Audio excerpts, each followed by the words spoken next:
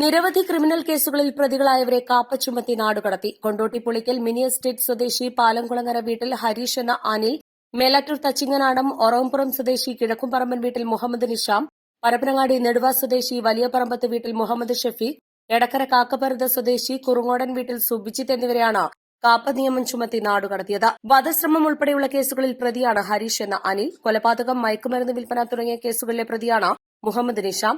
പണത്തിനുവേണ്ടി തട്ടിക്കൊണ്ടുപോയി തടവിൽ വെച്ച് ക്രൂരമായി മർദ്ദിക്കുക, കവർച്ച, കൊട്ടേഷൻ സംഘമായി പ്രവർത്തിക്കുക തുടങ്ങിയ കേസുകളിൽ പ്രതിയാണ് മുഹമ്മദ് ഷഫീഖ്.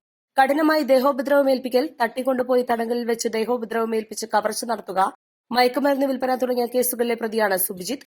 മലപ്പുറം ജില്ലാ പോലീസ് മേധാവി ആർ വിശ്വനാഥ് IPSന്റെ റിപ്പോർട്ട് പ്രകാരം Thrissur range deputy inspector general Harishankar IPS ആണ് ഉത്തരവിറക്കിയത്.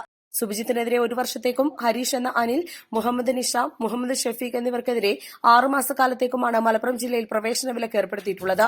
ഈ കാലയളവിൽ വിലക്ക് ലംഘിച്ച് ജില്ലയിലേക്ക് പ്രവേശിച്ചാൽ അറസ്റ്റ് നടപടികൾ സ്വീകരിക്കുന്നതും 3 വർഷം വരെ തടവ് ശിക്ഷ ലഭിക്കാവുന്നതുമായ കുറ്റവുമാണ്. East Live, Malappuram.